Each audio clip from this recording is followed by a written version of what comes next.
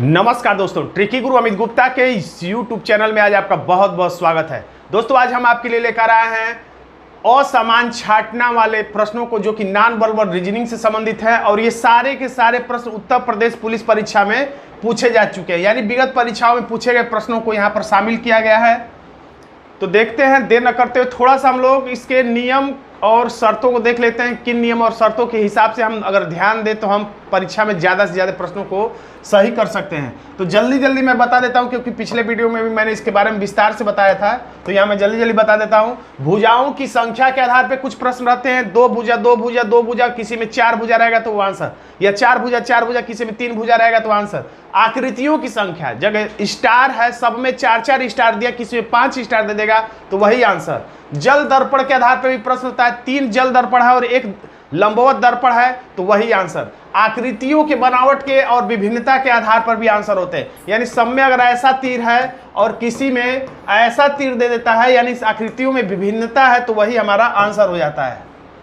अब यहां पर है कि कुछ और आधार देखिए जिस पर प्रश्न ज्यादातर परीक्षाओं में देखे जाते हैं, क्लॉकवाइज और एंटी क्लॉकवाइज आधार पर, यानी 3 आकृतियां क्लॉकवाइज घूम रही है, 1 आकृति एंटी क्लॉकवाइज घूम रही तो वही आंसर। घटता बढ़ता क्रम, 3 आकृतियों में घटता क्रम है और 1 आकृति में बढ़ता क्रम है तो वो आंसर। स्वर व्यंजन के आधार पर भी 3 स्वर है 1 व्यंजन है तो वो आंसर। आकृतियों का विभाजन, कभी कभी आकृतियों को 1/2 भाग 3 में अगर काला किया गया है और किसी एक में 1/3 भाग तो वो आंसर। या किसी 3 आकृतियों में 1/4 भाग को काला किया गया है, किसी एक आकृति में 1/4 से कम या ज्यादा भाग को काला किया गया है तो वही आंसर।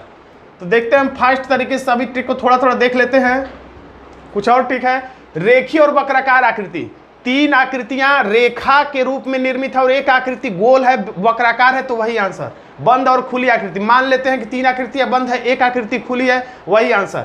आकृति की स्थिति के हिसाब से 3 आकृतियों का मुंह ऊपर है और किसी एक का मुंह नीचे है तो वही आंसर। और भी अनेक गुण होते हैं, लेकिन सबसे बड़ा ट्रिक है प्रैक्टिस प्रैक्टिस और प्रैक्टिस। जितना प्रैक्टिस करेंगे उतना ही पैटर्न आपके दिमाग में होगा, और जितना ज़्यादा पैटर्न होगा उतनी ही आपकी स्पीड तेज होगी। जब परीक्षा में प्रश्न आएंगे तो आप तेजी से उन्हें हल कर पाएंगे। अब ऐसे प्रश्नों को जब आप हल करेंगे तो देखेंगे कि 2 पैटर्न होते हैं, हमेशा 2 पैटर्न होते हैं। एक पैटर्न को 3 विकल्प फॉलो करते हैं और एक जो बच जाता है वही आंसर हो जाता है।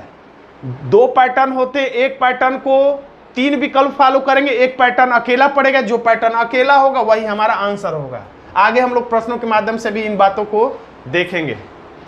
एक बात यह है, कभी कभी 2 पैटर्न होता है और उन दोनों पैटर्नों पे 2-2 विकल्प होते हैं। जैसे थोड़ा सा यहाँ पे हम लोग समझे, अगर जैसे 2 तीर ऊपर दे दिया और 2 तीर नीचे, तो अब इसमें नीचे और ऊपर के आधार पे नहीं होगा। अगर ये होता है कि 3 तीर नीचे होता है 1 तीर ऊपर तब आंसर होता है, लेकिन ये हो गया एक पैटर्न, तो ये हो गया कि 2 तीर का मुंह ऊपर और एक पैटर्न ये हो गया कि 2 तीर का मुंह नीचे। तो जब किसी आधार पर 2 पैटर्न और 2 विकल्प हो जाए, यानी एक पैटर्न को 2 विकल्प फॉलो करें और एक पैटर्न को 2 विकल्प, तो उस पैटर्न पर आंसर ही नहीं होता है, यानी किसी और नए पैटर्न को आपको खोजना पड़ता है। और देखिए प्रबल आधार, कभी कभी आप देखेंगे परीक्षा में या किसी भी परीक्षा में, किसी भी प्रश्न में, रीजनिंग में, कभी कभी पूरे रीजनिंग में कभी कभी 1 से अधिक पैटर्न आपको दिखाई देंगे। यानी आपको लगेगा कि इस पैटर्न पे आंसर स्वर व्यंजन के आधार पर ये होगा, भुजाओं की संख्या के आधार पर ये होगा, आकृतियों की संख्या के आधार पर ये होगा, यानी एक ही प्रश्न में कई पैटर्न दिखाई देंगे। तब आपको ये चुनना पड़ेगा कि सबसे मजबूत आधार कौन है, सबसे प्रभावी कारण के आधार पर ही अगर आप आंसर टिक करेंगे तभी एग्जामिनर के आंसर के साथ आपका आंसर मैच करेगा। तो देखिए यह है पहला प्रश्न जो उत्तर प्रदेश पुलिस कांस्टेबल की पुनर्परीक्षा 26 अक्टूबर 2018 की फर्स्ट पाली में पूछा गया है। तो इस प्रश्न को ध्यान से देखिए, तो इस प्रश्न को ध्यान से देखेंगे तो बेहद आसान प्रश्न है। देखिए ये भी कह सकते हैं कि इसमें 1/4 भाग को काला किया गया है, मैंने बताया था आकृतियों के भाग के आधार पर, और इसमें 1/2 भाग को काला किया है, या कह सकते हैं इसमें 1 भाग काला किया, इसमें 2 भाग काला किया, तो यही आंसर, और ये विकल्प है डी में हमारा आंसर हो जाता है बिना देरी के डी। बहुत आसान प्रश्न। अगला प्रश्न देखिए, ध्यान से उत्तर दीजिए। जैसा कि मैंने बताया था कभी कभी 2 पैटर्न पे आंसर होते हैं। अब आपको ये डिसीजन लेना है सबसे प्रबल आधार कौन है, उसी आधार पे हम लोग आंसर टिक करते हैं। अगर स्वर व्यंजन के आधार पे देखेंगे तो कहेंगे कि ई जो है स्वर है और बाकी सब व्यंजन है, लेकिन ये आधार बिल्कुल कमजोर है, क्योंकि इसको ई हम लोग बोलेंगे ही नहीं, क्योंकि ई लिखा जाता है ऐसे, यानी ये ई जो क्या है वो उल्टा है, और उल्टा जब है तो इसको ई हम लोग बोल ही नहीं सकते, इसे हम लोग कोई संकेत चिन्ह मान लेंगे। ये भी एफ क्या है, उल्टा है, ये भी डी क्या है, उल्टा है, ये भी ए क्या है, उल्टा है। बस यही एफ सीधा है, एफ उल्टा नहीं है, एफ सीधा है। बाकी डी उल्टा है, बी उल्टा है और ई उल्टा है। केवल सी में जो लिखा गया एफ यही सीधा है। तो हम ये कह सकते हैं कि एक पैटर्न क्या बना, एक पैटर्न ये बना कि सीधे अक्षर, एक पैटर्न बना कि उल्टे अक्षर। अब मैंने बताया था कि दो पैटर्न होते हैं, तो एक पैटर्न है सीधा अक्षर, एक पैटर्न है उल्टा अक्षर। तो जो अकेला पड़ता है वही आंसर होता है। तो उल्टा वाला कितना है, 3, और सीधा वाला कितना है, 1। तो अकेला पड़ गया सीधा वाला, यानी सीधा वाला हमारा आंसर सी हो जाएगा, जो कि विकल्प सी ही में है। अगला प्रश्न देखिए, और मेरे उत्तर बताने से पहले खुद उत्तर बताने का प्रयास करिए या वीडियो को रोक दीजिए, खुद से उत्तर बताइए, उसके बाद वीडियो को आगे बढ़ाइए। जब आप ध्यान से देखेंगे तो नीचे तो सब में गोल आकृति है, लेकिन ऊपर वृत्ताकार आकृति सिर्फ डी में है। इसमें ऊपर गोल नहीं, इसमें ऊपर गोल नहीं, इसमें ऊपर गोल नहीं। तो एक तो आधार ये हो गया कि इसमें नीचे से भी गोल है, ऊपर से भी गोल है। इसमें केवल नीचे से, इसमें केवल नीचे से, इसमें केवल नीचे से गोल है। इस आधार पे आंसर डी है। एक और आधार कह सकते हैं कि इसमें जो बिंदुवत रेखा दिखाई दे रही, बिंदु वाली, इसमें नीचे भी है ऊपर भी है, लेकिन बाकी सब में केवल नीचे, केवल नीचे, केवल नीचे। तो अकेला पड़ गया, यानी दो पैटर्न हैं, एक बिंदुवत रेखा और एक में है दोनों तरफ। तो दोनों तरफ बिंदुवत रेखा एक में है और एक तरफ बिंदुवत रेखा 3 में है। तो ये अकेला पड़ गया, दोनों तरफ बिंदुवत रेखा। हमारा आंसर होगा डी, जो कि विकल्प बी में है। देखिए, प्रबल आधार पर ही उत्तर देना चाहिए। जो सबसे मजबूत आधार है उसी आधार पर उत्तर दीजिए, क्योंकि कभी कभी दोनों ही आधार पर प्रश्न होते हैं। इसमें कुछ लोग ये भी कह सकते हैं कि ये वृत्ताकार आकृति है, वृत्त यानी कि वक्राकार आकृति है, बाकी सब रेखाओं से ये भी रेखा से बना हुआ, ये भी रेखा से, ये भी रेखा से, लेकिन ये वक्राकार है, केवल रेखाओं से बनी आकृति नहीं है। तो ये लोग कह सकते हैं कि ये आंसर, लेकिन ये कमजोर आधार है। क्यों? क्योंकि अगर वक्राकार और रेखा के आधार पर देना होता तो ये बीच में लाइनिंग या विभाजन क्यों देता, बीच में विभाजन क्यों देता, सिर्फ एक एक आकृति दे देता। यानी ये आकृति नहीं देता, अगर ये नहीं देता, ये नहीं देता, ऊपर वाला ये इधर कोई एक साइड का नहीं देता, और एक एक आकृति देता, तब हम लोग कहते हैं कि ये रेखा के आधार पे, ये रेखा के आधार पे, ये रेखा के आधार पर, और ये वक्राकार है, तो यही आंसर। लेकिन जब दो दो आकृति दिया है एग्जामिनर ने, तो कुछ सोच समझ कर दिया, यानी इसके पीछे भी कोई कारण है। इसलिए जब कोई चित्र रहे, चित्र में कई भाग रहे, तो सिर्फ एक ही भाग को पकड़ के आंसर मत दीजिए, बाकी सब भागों का भी कोई असर होता है उत्तर पे। तो हम लोग ये कह सकते हैं कटा हुआ भाग सोए हुए रूप में, इसमें भी सोए हुए रूप में गैप है, इसमें भी सोए हुए रूप में, इसमें खड़े रूप में है, तो इसलिए यही हमारा आंसर है। कुछ लोगों को यह भी लग सकता है कि इसमें गैप ज्यादा है, इसमें गैप ज्यादा है, इसमें गैप ज्यादा है, इसमें कम गैप है, तो ये आंसर। लेकिन गैप ज्यादा हो या कम हो, लेकिन सारे के सारे ये सोया है, ये सोया, ये सोया, ये क्या है, ये भी सोया है, ये जगह है। तो सोया और जगह वाला मजबूत आधार हो गया, और आयोग का भी आंसर यही था। इसको ध्यान से देखिए, आकृतियों के भाग के आधार पे ये काला भाग है, थोड़ा छूट गया, ये काला भाग है, इसका काला भाग ये है, इसका तो दिख ही रहा है ये इतना, इसका ये काला भाग है। तो आकृतियों के भाग के आधार पे देखेंगे तो ये 1/4 भाग है, ये भी 1/4 भाग है, ये भी 1/4 भाग है। लेकिन इसको कितना कहेंगे समझ में नहीं आ रहा है। अब जितना भी कहेंगे इससे कोई मतलब नहीं, बस ये कह सकते हैं कि इन तीनों में 1/4 भाग है और इसमें नहीं है 1/4। वो 1/4 से कम हो या ज्यादा हो, इससे कोई मतलब नहीं, कुल मिला कि इसमें 1/4 नहीं है। तो यही हमारा आंसर। लेकिन ये प्रश्न यूपी पुलिस में नहीं बल्कि तमिलनाडु पुलिस कांस्टेबल परीक्षा 2012 में पूछा गया था। अब जैसा कि मैंने ट्रिक में लिखाया था कि क्लॉकवाइज एंटी क्लॉकवाइज, 3 विकल्प में क्लॉकवाइज, एक में एंटी क्लॉकवाइज, तो वही आंसर होता है, या 3 में एंटी क्लॉकवाइज, एक में क्लॉकवाइज, तो वही आंसर होता है। इसमें स्पष्ट रूप से समझ में आ रहा है, ये तीर क्लॉकवाइज जा रहा है, इसमें भी क्लॉकवाइज जा रहा है, इसमें भी क्लॉकवाइज जा रहा है, लेकिन इसमें जो है एंटी क्लॉकवाइज जा रहा है, इसलिए यही आंसर होगा। आंसर हो गया सी। अगला प्रश्न देखिए। अब देखिए इस प्रश्न को ध्यान से देखिए। जब ऐसा प्रश्न आए जब ये लगे कि सभी चारों आकृतियां तो समान हैं, एक ही डिजाइन की है, तब ये जरूर समझ लीजिए कि देखने में तो समान लग रही है लेकिन वो है समान नहीं। यानी देखने में जब समान आकृतियां चारों लगे तो उसमें आप क्लॉकवाइज एंटी क्लॉकवाइज नियम का इस्तेमाल करेंगे। फिर से सुनिए, जब दी गई चारों आकृतियां एकदम सेम टू सेम दिखाई दे तो दिखने में तो सेम टू सेम है, लेकिन उनमें जरूर कुछ अलगाव है, उस अलगाव को पकड़ने का नियम यही होगा कि आप क्लॉकवाइज या एंटी क्लॉकवाइज चेक करिए। जैसे हम लोग किसी भी आकृति को पकड़ लेते, जैसे स्टार के बाद क्लॉकवाइज चेक करते। क्लॉकवाइज क्या है? स्टार के बाद वर्गवृत्त, क्लॉकवाइज स्टार के बाद वर्गवृत्त, इसमें क्लॉकवाइज इसमें चेक करते हैं। स्टार के बाद वर्गवृत्त, इसमें स्टार के बाद वृत्त वर्ग है। ध्यान दीजिए यहाँ पे सब में देखिए स्टार के बाद वर्गवृत्त, वर्गवृत्त, वर्ग, वर्गवृत्त, वर्गवृत्त, इसमें स्टार के बाद वृत्त वर्ग है। यानी ये आकृति देखने में तो समान थी लेकिन ये अलग है, और ये हमारा आंसर करता है डी। अगला प्रश्न देखिए, अगर ऐसा होता कि तीन पीठ में पीठ सटाए रहे, तीन पीठ में पीठ सटाए रहे और एक पीठ में पीठ न सटाए रहे तो वही आंसर, या तीन ऐसा रहता और एक पीठ में पीठ वाला रहता तो ये आंसर हो जाता। तो इस आधार पर इसमें नहीं है, तो फिर जो दिया गया विकल्प उसको ध्यान से देखिए तो समझ में आएगा कि इसमें काला वाला भाग बाएं है तो ऊपर वाले में दाएं है, इसमें बाएं है तो इसमें दाएं है, इसमें बाएं है तो इसमें दाएं है, और इसमें बाएं है और ये भी वाला बाएं ही है, दोनों एक ही साइड में, इसलिए हमारा आंसर हो जाता है डी, जो कि विकल्प डी में लिखा है। दोस्तों अगर आप हमसे रीजनिंग को विस्तार से सीखना चाहते हैं, क्रमबद्ध रूप से सीखना चाहते हैं और pain free tricky reasoning batch का हिस्सा बनना चाहते हैं तो इस व्हाट्सएप नंबर पर आप हमसे संपर्क करके बहुत कम मूल्य में हमारे पेड कोर्स को ज्वाइन कर सकते हैं। चलिए देखते हैं अगला प्रश्न। इस प्रश्न को ध्यान से देखिए और उत्तर देने का प्रयास करिए। देखिए अगर ध्यान से देखने में अगर लग रहा हो कि सभी आकृतियां समान हैं तो आपको ट्रिक लगाना है क्लॉकवाइज या एंटी क्लॉकवाइज। तो हमारी आदत है क्लॉकवाइज, तो हम क्लॉकवाइज चेक करते हैं। कहां से?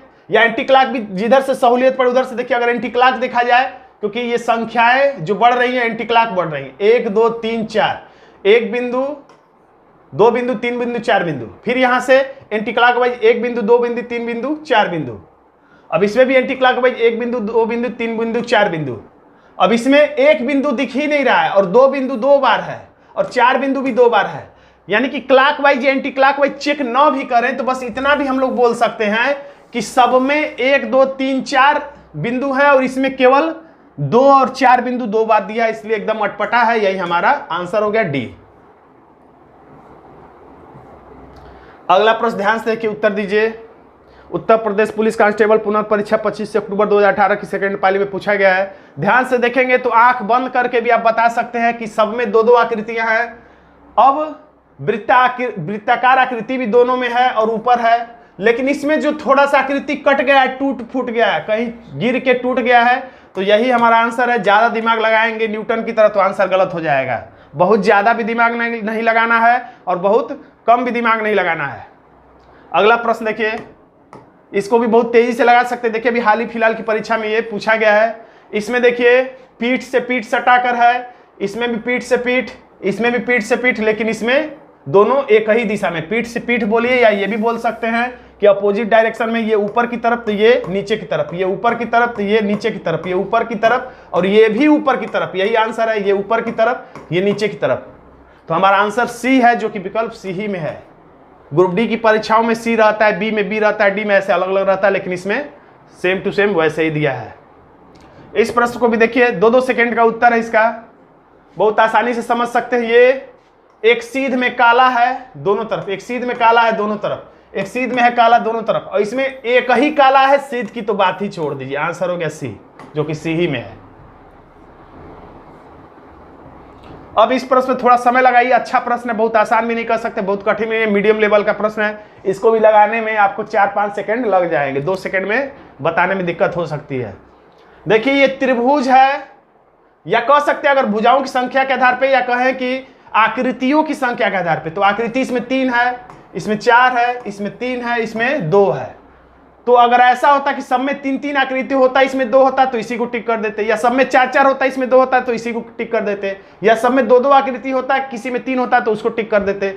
लेकिन मैंने बताया था जिस पैटर्न पर 2-2 मिल जाए, यानी आकृतियों की गणना और आकृतियों की संख्या के आधार पर 3 कितने में है, 2 में, और 4 और 2, ये इसमें 3 पैटर्न हो गया। तो यानी कि आकृतियों की संख्या के आधार पे नहीं है।